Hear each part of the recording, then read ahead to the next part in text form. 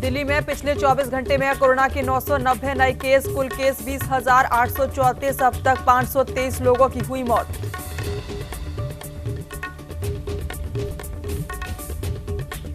UP में शराब की दुकानों को लेकर सरकार ने दिए निर्देश। हॉटस्पॉट और कंटेनमेंट जोन के बाहर की शराब दुकानें खुलेंगी सुबह 10 बजे से रात 9 बजे तक।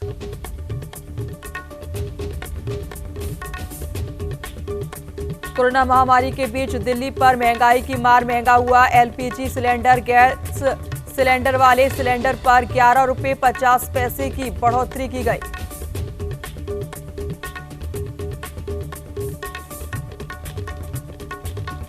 राजधानी जयपुर में बदला मौसम का मिजाज, तेज हवाओं के साथ हुई बारिश। बारिश के कारण तापमान में आई गिरावट।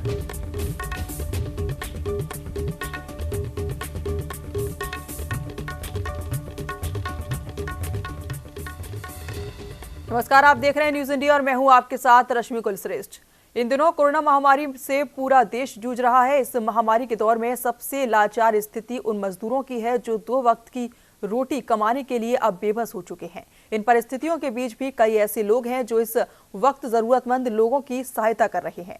ऐसा ही नाम एक राम पंचोला का है जो मूल रूप से टिहरी गढ़वाल के एक छोटे से गांव के रहने वाले हैं, लेकिन मौजूदा समय में वो लंदन में रहते हैं। इस संकट की घड़ी में राम पंचोला लंदन में जरूरतमंद और असहाय लोगों के लिए जरूरी सामान और राशन मुहैया करा रहे हैं। पंचोला लंदन से आप सभी को सादर प्रणाम करता हूं और आशा करता हूं कि आप सभी राजी खुशी होंगे, कुशल होंगे।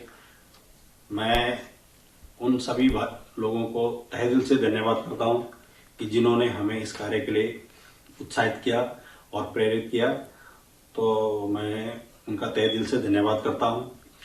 और मैं तहे दिल से धन्यवाद करता हूं उन माताओं बहनों का जिन्होंने कि हमारे गांवों में हमारे बैंड स्वीकार करके हमें आशीर्वाद दिया और हमें आगे बढ़ने की प्रेरणा दी। लॉकडाउन में फंसे उत्तराखंड के यात्रियों को पहले दिन रुड़की लेकर पहुंची ट्रेन। रुड़की स्टेशन पर यात्रियों को लाने वाली ये पहली ट्रेन थी जिसमें 32 यात्रियों को रुड़की स्टेशन पर उतारा गया। इन यात्रियों में अधिकांश यात्री रुड़की के निवासी हैं, जबकि कुछ यात्री अन्य जिलों के हैं। इस दौरान प्रशासनिक अधिकारियों ने रुड़की पहुंचे यात्रियों की स्क्रीनिंग कराई और सभी को होम क्वारंटीन करने के साथ साथ सावधानी बरतने के निर्देश दिए। ये अमृतसर से आई है और करीब इसमें 32 लोग आए हैं।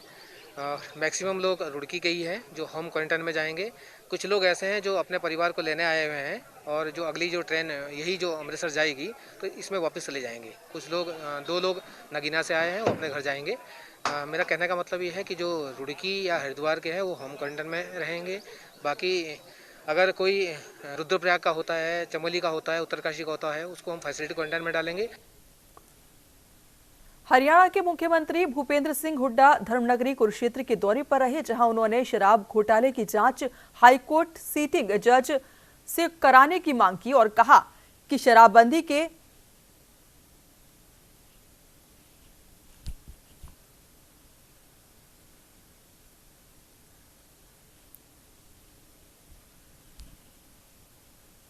तो आपको बता दें कि पूर्व मुख्यमंत्री कुरुक्षेत्र के दौरे पर रहे भूपेंद्र सिंह हुड्डा उन्होंने कोई कदम नहीं उठाया, उनके दादूपुर मंडली को वापस किया। आज भी मेरा सरकार से ये आग्रह है कि लंबे समय तक मानसून चलने वाला है। आपके जो आए हैं प्रिडिक्शन वो आपके ज्यादा लंबे समय तक मानसून चलेगा, तो इसमें ड्रेनों में पानी भर के रखें, जोड़ भरे और जो भी परियोजनाएं बनाए वो सरकार प्रिकॉशन ले और पंचायत की जमीन के ऊपर भी वो कंडीशन ना लगाए। गेहूं की खरीद हुई और जिस प्रकार से खरीद में जो समय लंबे चला और आज तक भी किसान को 25-25 दिन पेमेंट नहीं मिली। मेरे पास टेलीफोन आते हैं, किसान ने कहा था, शुरू में आग्रह किया था कि इस बार सिस्टम ये मत बदलो, जो सिस्टम है वो चलने दो। आड़ती और जो किसान का रिश्ता है वो इस समय तजर्बा करने की जरूरत नहीं है। लेकिन उससे तकलीफ हुई आज किसान को तो 25-25 दिन तक आज पेमेंट नहीं। नॉर्दर्न रेलवे एक बार फिर से एक्टिव हो चुकी है। अंबाला कैंट स्टेशन पर पहली ट्रेन पहुंची, जहां यात्रियों को पूरी व्यवस्था के साथ आगे के लिए रवाना किया गया। यात्री अपने सफर को लेकर काफी खुश भी दिखाई दिए। और मैं चंडीगढ़ से सहारनपुर जाना चाहती थी, लेकिन चंडीगढ़ से सीधी डायरेक्ट कोई ट्रेन नहीं है, अंबाला से है। तो फिर अंबाला से हमने रिजर्वेशन करवाया, उसके लिए फिर यहाँ से जो ट्रेन मिलेगी उसके माध्यम से हम सहारनपुर जाएंगे। सो जो ये रेलवे की जो ये मुहिम है ये बहुत अच्छी है, इससे लोगों को बहुत फ़ायदा होगा। जो लोग जहाँ पे हैं वो अपने घर जा सकते हैं। So thank you. अंबाला में मैं 2 महीने से पहले तो मैं बहुत पहले से था, बट लॉकडाउन जब से है तब से तो मैं फंसा हुआ हूँ एक किस्म से। और यहाँ पे मैं ट्रेनिंग कर रहा था अकाउंटेंट के लिए। बाकी अब सरकार ने तो ट्रेन चलाई है, काफ़ी अच्छा है।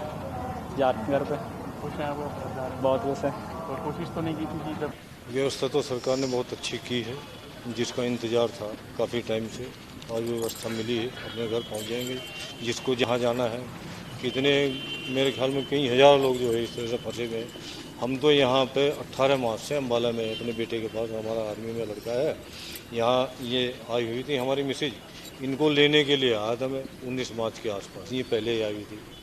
सवाई मानसिंह चिकित्सालय को नॉन कोविड अस्पताल के रूप में फिर से तब्दील करने के बाद अब RUHS नगर में कोविड-19 मरीजों को शिफ्ट किया गया है, जहां उनका इलाज किया जा रहा है। SMS अस्पताल प्रशासन ने, आपको बता दें कि विभिन्न अन्य बीमारियों के विशेषज्ञों की नियमित ड्यूटी अस्पताल में लगा दी है।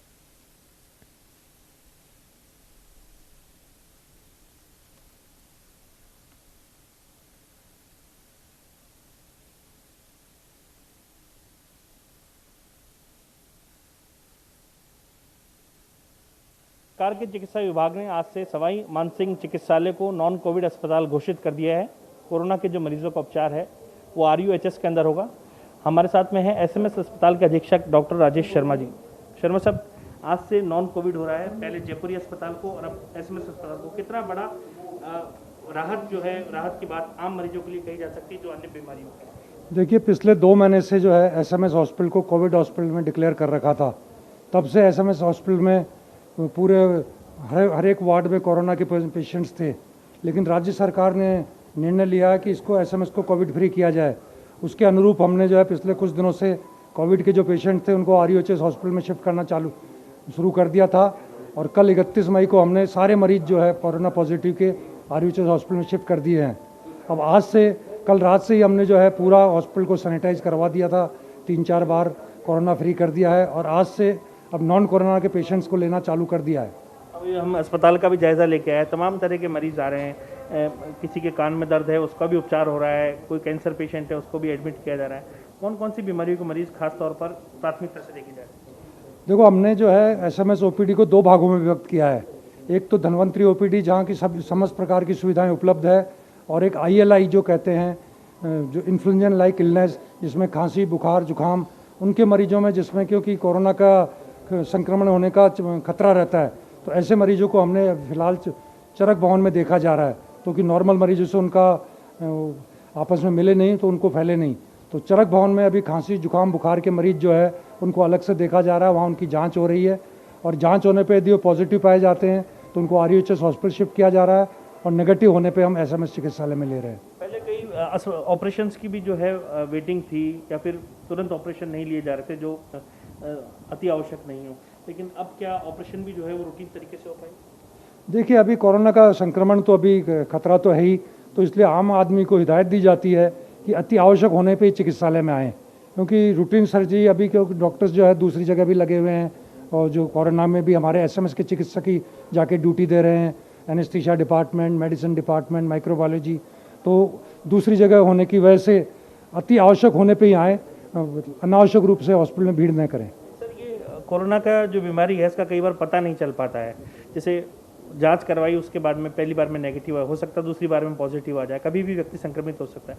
पहले भी एक ऐसा केस आया था जयपुर में, घाटगेट का एक मरीज के पेट का ऑपरेशन था, उसमें सर्जरी विभाग की पूरी टीम जो है वो संक्रमित हो गई थी, क्योंकि एक्सपोजर ऑपरेशन में सबसे ज़्यादा होता है। तो जो सर्जरी विभाग के ICMR की गाइडलाइंस बिल्कुल निर्धारित है, तो सारा हर एक विभाग उसी के अनुसार कार्य कर रहा है, और कोरोना पॉजिटिव आ जाता है तो उसके हिसाब से उसको क्वारंटाइन और जो फैसिलिटीज़ ICMR की गाइडलाइन है उसके अनुसार हम कार्य कर रहे हैं। कई बार जैसे ऑपरेशन इमीडिएट होता है, आवश्यकता होती है ऑपरेशन पहले किया जाए, मरीज की जान बचानी है, तो ऐसे में डॉक्टर अपनी जान जोखिम पर खेल करके और ऑपरेशन करते हैं। ऐसी स्थिति में डॉक्टर्स के लिए क्या विशेष बंदोबस्त हैं? ऐसी स्थिति में डॉक्टर्स जो है पूर्ण जो सुरक्षा से PP किट पहन के N95 मास्क लगा के और गाइडलाइंस के ICMR की गाइडलाइंस के अनुसार अभी भी कार्य कर रहे हैं। ऐसी स्थिति में कोई भी इमरजेंसी ऑपरेशन पूर्व में भी नहीं रुका था और आगे भी जारी रहेगा। तो डॉक्टर्स जो है अपने पूर्ण जो गाइडलाइंस है PP किट पहनना और उसके बाद N95 लगाना, ग्लव्स पहन के कार्य करना, वो तो पूर्व में भी जारी है। तो ये थे SMS अस्पताल के अधीक्षक डॉक्टर राजेश शर्मा साहब। इन्होंने जो अपना कार्यभार संभाला ऐसे चुनौतीपूर्ण समय में संभाला जबकि कोरोना का जो महामारी है उसका समय चल रहा है, लेकिन पूरी तरीके से मुस्तैदी के साथ में चिकित्सा विभाग की टीम जो कि कोरोना वॉरियर्स हैं अपना काम जो है वो कर रही है। अस्पताल को गैर कोविड मरीजों के लिए खोला गया है। कोरोना पेशेंट्स का इलाज जो है वो प्रताप नगर स्थित RUHS के अंदर अब संपन्न किया जाएगा। इसके साथ ही तमाम अस्पतालों के अंदर भी सरकार की ओर से लगातार व्यवस्थाएं आम मरीजों के लिए की गई हैं। कैमरामैन दिनेश पारिक के साथ नीरज शर्मा, न्यूज़ इंडिया, जयपुर। यहाँ रुकेंगे छोटे से ब्रेक के लिए, आप देखते रहिए न्यूज़ इंडिया।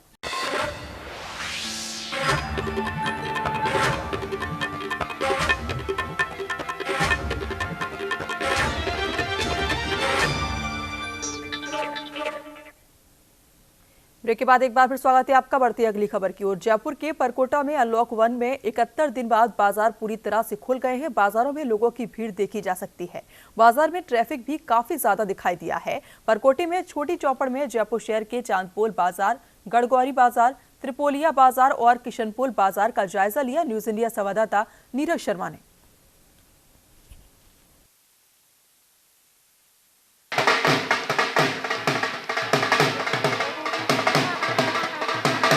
जून से देश भर में लॉकडाउन 5.0 लागू होने के साथ ही बहुत सारी छूट दी गई है।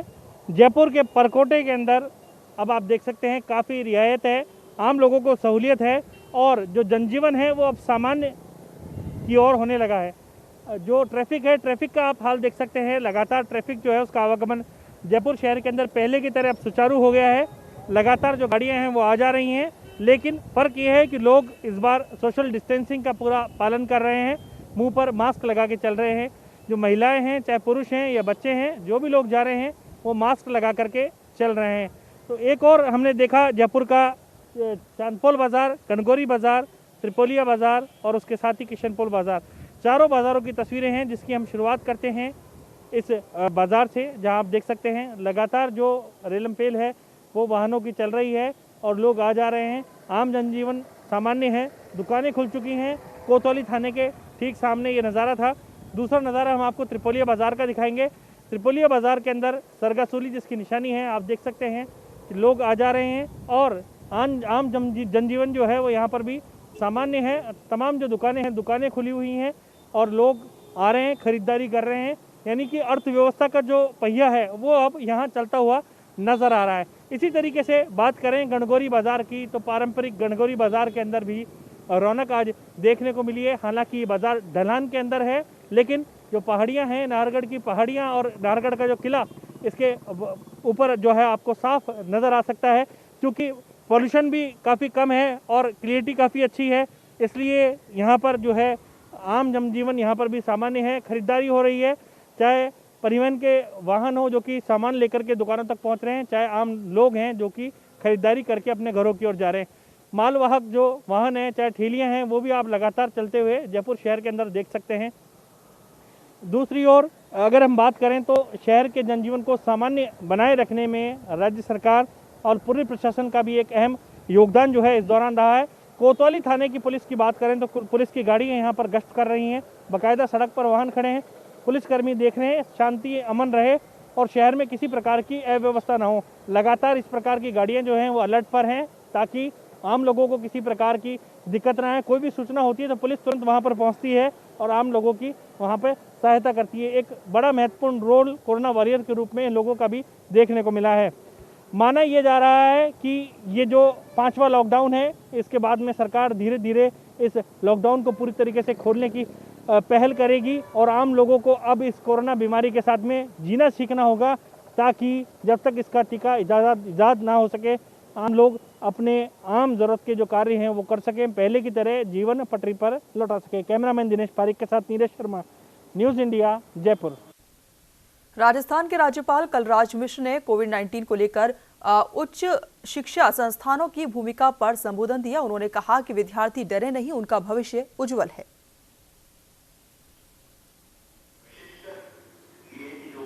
व्यक्ति के अंदर उसके अंदर की शक्ति के एहसास कराने का प्रयास और उसके अंदर आत्मविश्वास जागृत करना, यही शिक्षा का महत्वपूर्ण लक्ष्य है।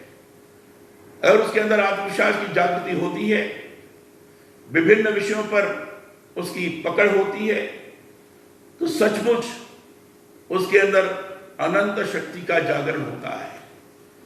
युवा इससे अत्यधिक प्रेरित होते हैं और इस समय शिक्षा के क्षेत्र में, विशेषकर उच्च शिक्षा में हमारे नौजवान हैं, युवा हैं और हमारे देश में ऐसे युवाओं की आबादी ज्यादा है।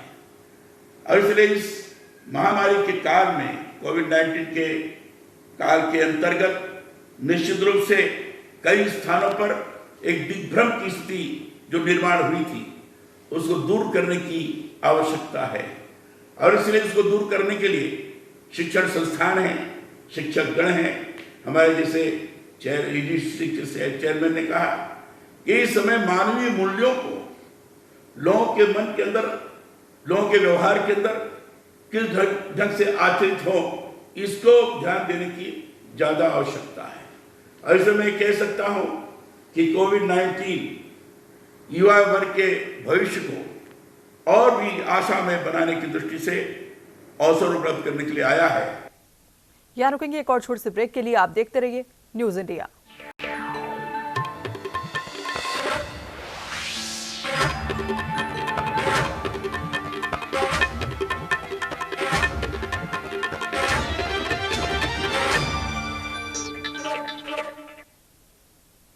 ब्रेक के बाद एक बार फिर स्वागत है आपका। राजस्थान के चिकित्सा मंत्री डॉक्टर रघु शर्मा ने कोरोना की स्थिति को लेकर और कई मुद्दों को लेकर चर्चा की। उन्होंने कहा कि एसएमएस अस्पताल में बदली हुई व्यवस्थाओं, अस्पताल को नॉन कोविड बनाए जाने और प्रतापनगर में राजस्थान स्वास्थ्य विज्ञान विश्वविद्यालय में कोरोना रोगियों का इलाज फिर से शुरू किया गया है। और उसके बाद संक्रमित मरीज हैं उनकी जिंदगी बचाने की। अब हमारा जो एक्टिव केसेस का फिगर है, अगर 1 मई के पहले जो लोग पॉजिटिव हुए थे उस आंकड़े को देखो तो 199 पॉजिटिव केस रह जाते हैं अभी। लेकिन 1 मई के बाद में हमारे माइग्रेंट लेबर और प्रवासी राजस्थानी आए तो 2543 पॉजिटिव केसेस वो बढ़ गए।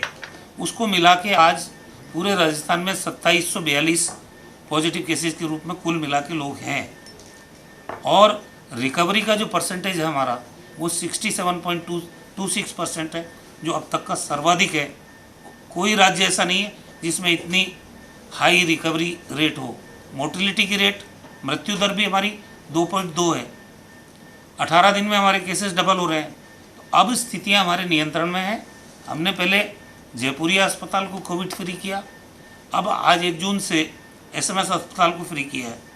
जो चरक भवन था जिसमें ओपीडी चल रही है उसको भी आने वाले समय में हम जल्दी फ्री करके जो फार्मासिस्ट का कॉलेज है उसमें हम शिफ्ट करेंगे। देश में इस वक्त कोरोना संकट चल रहा है और लोग अभी भी जरूरतमंदों तक खाना पहुंचा रहे हैं। वहीं इसी कड़ी में जयपुर के कांग्रेस नेता कमल तिवाड़ी अपने निजी कोष से जरूरतमंदों को खाना वितरित कर रहे हैं।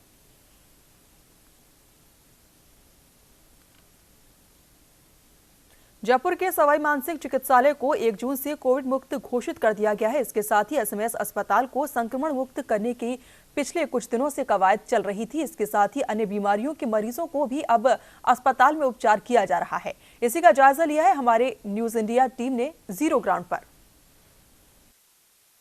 जयपुर का सवाई मानसिंह चिकित्सालय आज से नॉन कोविड घोषित कर दिया गया है। लगातार सैनिटाइजेशन की जो कार्रवाई है वो अस्पताल परिसर के अंदर की जा रही है।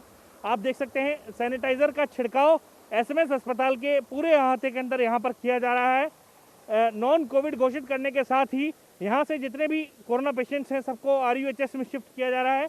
और अब RUHS अस्पताल के अंदर ही जो कोरोना के पेशेंट्स आएंगे उनका इलाज होगा। इस वक्त जो है अस्पताल के अंदर और बाहर दोनों ही जगह सैनिटाइजेशन का प्रोसेस चल रहा है। अस्पताल के जो कक्ष हैं उनमें फ्यूमिगेशन हो रहा है। जो कोरोना वार्ड्स है उन सभी वार्ड्स के अंदर जो है संक्रमण मुक्त जो है उनको किया जा रहा है। तो आज से अस्पताल को पूरी तरीके से ओवरहोलिंग हो रही है। नए सिरे से अस्पताल को जो है साफ सुथरा बनाया जा रहा है। स्वच्छता यहाँ पूरी की जा रही है। अस्पताल के जो आला अधिकारी हैं उनके मुताबिक अब अन्य और सामान्य जो बीमारियां हैं उनका उपचार SMS अस्पताल में हो सकेगा। लगातार सरकार को ये शिकायतें मिल रही थी कि अन्य जो मरीज हैं उनको परेशान होना पड़ रहा है, क्योंकि प्रदेश का सबसे बड़ा अस्पताल SMS अस्पताल था। ऐसे में बहुत से लोगों के ऑपरेशन जो हैं वो तक टाले जा रहे थे। हार्ट, किडनी, लीवर, अन्य जो रोग हैं उनके मरीजों को भी दिक्कत आ रही थी। इसके साथ ही डायबिटीज़, ब्लड प्रेशर, अन्य जो मरीज हैं उनको दिक्कत हो रही थी। लेकिन अब सभी स्पेशलिटियाँ जो हैं वो यहाँ पर चालू हो जाएंगी। तो लगातार सैनिटाइजेशन का जो कार्य है SMS अस्पताल परिसर के अंदर हो रहा है। तमाम जो स्टाफ है वो यहाँ पर पूरी, हालांकि अभी भी जो सोशल डिस्टेंसिंग है उसकी पालना कर रहा है। सैनिटाइजर्स जो हैं उनका इस्तेमाल बार बार कर रहे हैं। मुंह पर मास्क लगा रखा है। जो मरीज यहाँ पर आ रहे हैं अन्य रोगों के, उन सभी को भी मास्क लगाकर आने की सख्त हिदायत जो है अस्पताल के अंदर दी गई है। तो प्रत्येक व्यक्ति जो अस्पताल आ रहा है मास्क के साथ में ही आ रहा है। आप देख सकते हैं, मास्क या फिर गमछा। और जितने भी लोग यहाँ पर अस्पताल के अंदर हैं जिनके कोई ना कोई मरीज के पेशेंट्स जो भर्ती हैं वो यहाँ पर मास्क ही लगा करके आ रहे हैं। तो पूरी तरीके से अस्पताल को संक्रमण मुक्त करने के लिए सरकार ने मुहिम चलाई है। और सरकार ये चाहती है कि जो बीमारी है वो यहाँ पर अब ये कोरोना की ना फैले और इस अस्पताल को संक्रमण मुक्त करके अन्य मरीजों का इलाज किया जाए। आज से गैर कोरोना मरीजों के लिए इलाज चालू हो रहा है। कोरोना के पेशेंट अब RUHS में देखे जाएंगे। इस पहल को कैसे देखते हैं आप? भाई SMS अस्पताल में कोई परिजन भर्ती है आपका? कौन भर्ती है? मेरे जीजाजी है। क्या बीमारी है? तो उनको कैंसर है। कल मुंबई से आए हैं और इधर इसमें एडमिट है। कल ही एडमिट हुए? हाँ। अभी तक जो है कोरोना के मरीजों का इलाज हो रहा था, लोगों के अंदर डर भी था। दूसरा जो है अस्पताल के अंदर पूरी व्यवस्थाएं नहीं थी। लेकिन आज से कोरोना से फ्री कर रहे हैं। अस्पताल में कोई कोरोना का पेशेंट नहीं रहेगा। उन सभी को RUHS में शिफ्ट कर रहा है। अच्छा, एक पहल है सरकार की। अच्छा है सर। आप बताइए, आप कहाँ? भाई साहब मेरे को 6-7 महीने हो गए चक्कर काटते करते, कागज ही नहीं मिल रहा है इनके पास में। तो किस चीज़ का कागज है? मृत्यु प्रमाण पत्र का, ये वाला। मृत्यु प्रमाण पत्र लेने के लिए आए? लॉकडाउन के कारण परेशान हो रहे थे? उससे पहले का भी कागज दिए हुए हैं मेरे। ये देखो, ये डेथ सर्टिफिकेट के कुछ कागज लेने के लिए आए हैं। इनका दर्द ये है कि इनको कागज नहीं मिल रहे। माता जी, आप क्या दिखाने के लिए आए? मैं तो कान की दर्द की दवाई लेने आई थी। कान में दर्द हो रहा है, दिखा दिए डॉक्टर को? दवा दे दी? मिल गई आपको दवा? सर मेरा पति भर्ती है, करौली से लाई थी। खून की उल्टी हुई। क्या हो गया? खून की उल्टी हुई अचानक से ही। फिर वो भर्ती है, उसको कुछ नहीं है। इनके पति को खून की उल्टी हुई है। अचानक इमरजेंसी के अंदर उनको भर्ती कर लिया गया है। इसके साथ ही अन्य जो मरीज है उनको देखना यहाँ चालू कर दिया गया है। लोग यहाँ पर आ रहे हैं, अपना जो चिकित्सा उपचार है उपचार ले रहे हैं। उपचार लेकर के साथ में निःशुल्क दवा योजना के तहत दवाइयाँ ले रहे हैं। दूसरी तरफ सहकारी उपभोक्ता भंडार की जो दवाइयाँ हैं तमाम, वो दवाइयाँ भी यहाँ पर इन अस्पतालों के जो परिसर के अंदर ही जो दुकानें बनी हुई हैं इनके माध्यम से मिल रही है। तमाम जो पेशेंट्स हैं वो डॉक्टरों को दिखा करके आ रहे हैं। एक एक करके यहाँ से अपनी दवाइयाँ लेकर के और जा रहे हैं। आप देख सकते हैं सोशल डिस्टेंसिंग की यहाँ पर भी पालना हो रही है। राज्य सहकारी उपभोक्ता दवा भंडार की जो ये दुकानें हैं इन सब के अंदर यहाँ पर दवाइयाँ मिल रही हैं। जो रियायती दरों के अंदर दवा के लिए एक अलग से प्रधानमंत्री दवा का एक काउंटर भी यहाँ पर है, जो कि काफ़ी सस्ती दवा है, जो जिनको जेनेरिक दवा कहा जाता है, उसके लिए एक अलग से काउंटर यहाँ पर स्थापित किया गया है। तो SMS अस्पताल के अंदर लगातार यहाँ पर जो है संक्रमण मुक्त करने और साथ ही अन्य मरीजों के इलाज के लिए मुहिम जो है वो सरकार की ओर से छेड़ दी गई है। अन्य जितने भी अस्पताल हैं उनके तहत आपको बता दें कि जो महिला चिकित्सालय है उसमें कोविड और गैर कोविड दोनों तरह की डिलीवरी हो सकेगी, जबकि जो जनहाना अस्पताल है उसमें महिलाओं की जो सामान्य महिलाएं हैं उनकी डिलीवरी की यहाँ पर व्यवस्था की गई है। इससे पहले जयपुरी अस्पताल को सरकार नॉन कोविड घोषित कर चुकी थी और अब SMS अस्पताल को नॉन कोविड घोषित कर दिया गया है।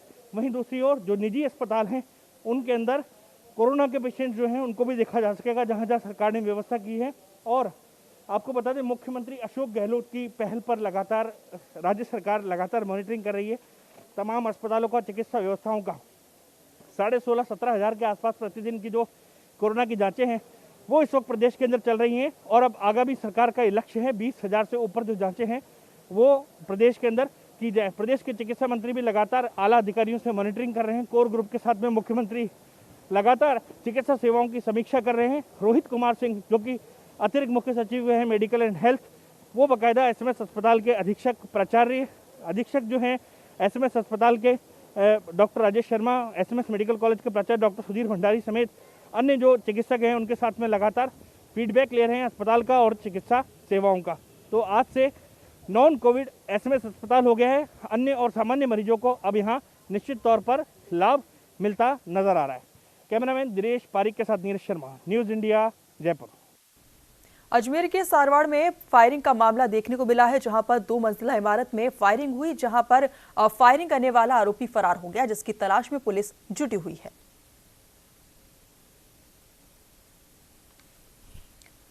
झुंझुनू के मंडावा में युवक के कोरोना पॉजिटिव आने के बाद हड़कंप मच गया। दरअसल 3 दिन पहले चोरी के आरोप में मंडावा पुलिस ने 5 युवकों को पकड़ा था, जिसका कोरोना टेस्ट करवाने पर एक आरोपी पॉजिटिव मिला है। आरोपी के कांटेक्ट में आने के कारण मंडावा थाने के 2 हेड कांस्टेबल सहित 8 कांस्टेबलों को होम क्वारंटीन किया गया है।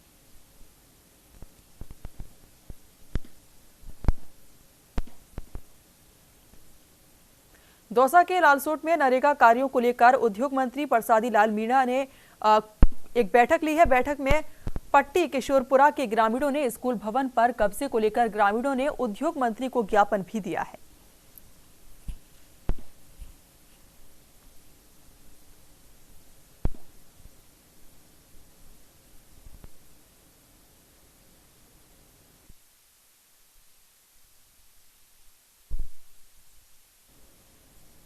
फिलहाल अभी के लिए बस इतना ही। तमाम खबरों के लिए आप देखते रहिए न्यूज़ इंडिया।